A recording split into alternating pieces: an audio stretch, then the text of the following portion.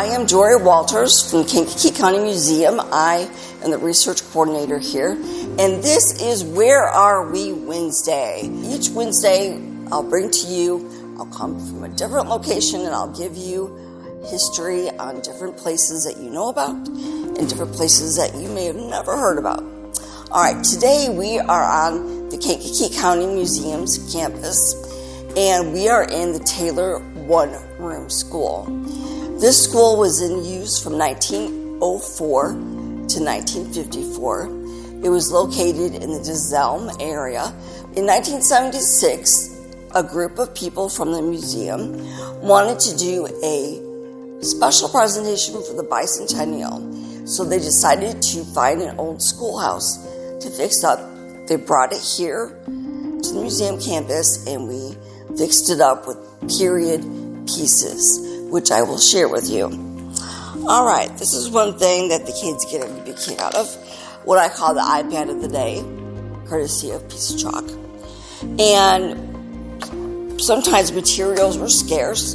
Children had to share, or siblings had to share within the family. The teacher, which would be either a school marm, which was the gentleman, or the school ma'am, which was, of course, the female, would come and they would use a bell like this, and they would use another bell for a different reason. Some of the students would have ink, little ink on their hole on their desk, and obviously these are a little bit big, but the idea was the teacher would put a little ink in and the students would learn how to write.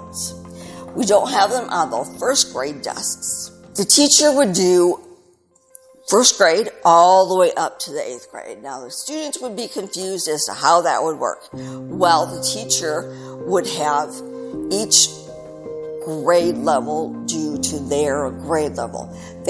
She would have the younger students work on something and give the older students an assignment, or vice versa, or they would have the older students help out the younger students for something. Now, the subject areas that everybody would learn would be reading, writing, arithmetic, and definitely penmanship. And when I ask students nowadays what penmanship is, they don't know. It's how well you can write words. How easily can you do it and have it be legible? You would also get a little bit of geography, courtesy of some maps we have, and the globe here. The older students would get a little bit of science, would get a little bit of history, and maybe you might get a little bit of music in with curriculum. We do have an organ. It was a period piece, and if a teacher had musical knowledge, and if there was an organ available, then you might have a little bit of that incorporated into the day. The teacher had no time to waste. Every minute of the day was taken up by something constructive. Now, the kids did get a little bit of a break, maybe in the morning, a little bit in the afternoon, and they certainly would get time for lunch. Speaking of lunch, the lunchbox. Now, there'd be no indoor, cafeteria or anything of the like. Another thing that every single schoolhouse would have is an outhouse, at least one, sometimes a boy and a girl outhouse, and they would always have source of water outside. Now, the water works like this. A student or the teacher would fill up the bucket, and then everybody would have some water during the day from the cup. Now, the students always go, yuck. But I always remind them, this was before modern science, before medical people knew about germs and how they spread. So this was the way that they did it.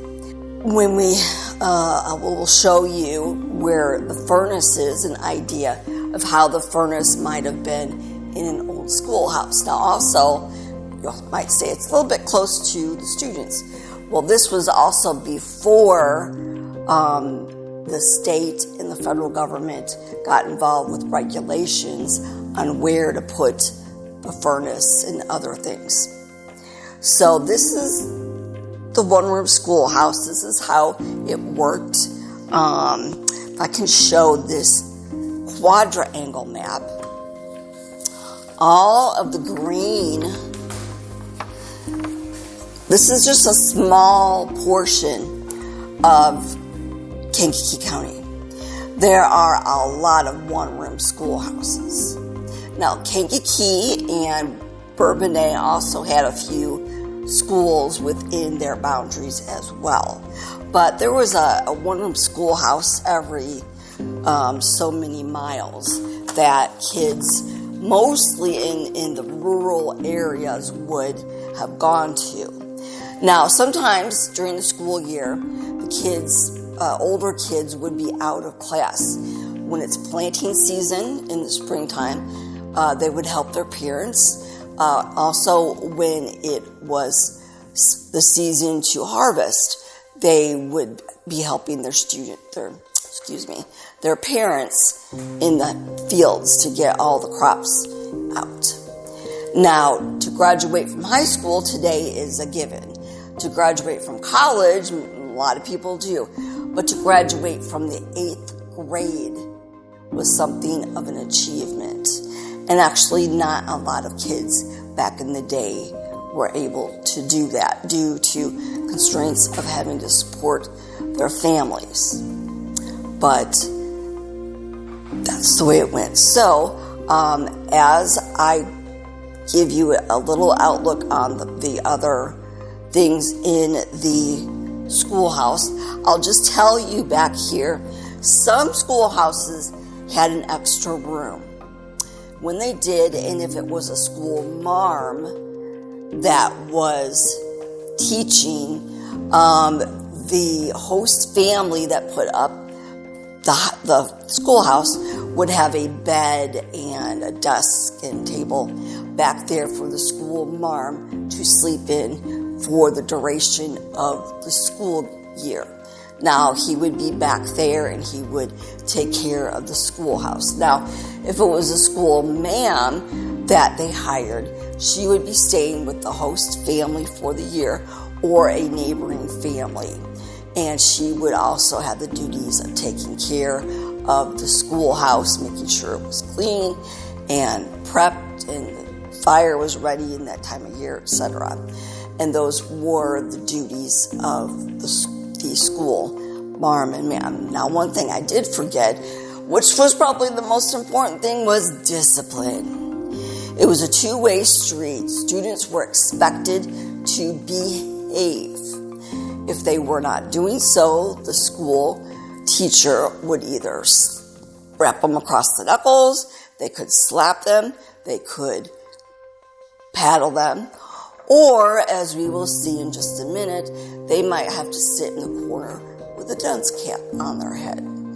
Now, students gasp when I tell them that, but also remember, this was before modern rules on what you can and cannot do in the classroom. Discipline was important, so you did not go home and say to mom and dad, listen to what the school mom did to me today. No, you would get twice as bad at home. The teacher expected the students to behave. The parents expected the students to behave. And if they did not do so, they were punished. Very, very different from today. So, one story I can tell you is some mischievous boys would sometimes put ink in the girl's hair, unbeknownst to the girl, for the day. Why am I wearing this? Well, if you were a student and you got in trouble and you had to sit back here with a dunce cap on your head, knowing that all your classmates are turning around, snickering at you, laughing at you, that may make you want to behave so you didn't have to sit back here again. And oh yeah, these were definitely in use by the teachers. It probably worked pretty well too. All right, you might even have to turn around and face the wall. All right, now also you would have a coat room, sometimes just one, sometimes two, sometimes boy, sometimes girl. You would have a bench in here. You would keep the students would keep their lunch buckets in here. You would have a place to hang your coats, things like that for the day. Over here, we'll see in a minute, is the idea of what the stove would have looked like.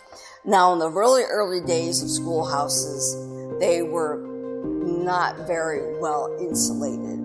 So you would be very drafty during the school day, and the stove did help. Now, during the warmer months, you would be baking in an oven. Of course, no modern day way to cool it down. So we have some books over here, some pictures of old schools, and you would see also a flag, and you probably would say the Pledge of Allegiance in the morning.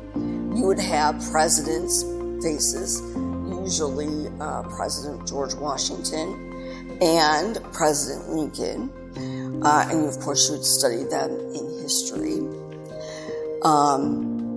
You might have some games over here that on days where it's rainy and you have a little bit of free time that they would play indoors. Some they would bring outdoors with them. We also have two pictures, one of, I believe, 1912 and one of 1947 in here, actual students. And actually I have met a few students that actually went here. Okay, so that wraps up this episode of Where Are We Wednesday. And as always, you are welcome to get in touch with me. We will put the information at the end of each video, how you can visit the campus and how you can get a hold of me for further information. I have information on a lot of different schoolhouses, and you're welcome to get in touch with me. So until next episode, thank you for watching.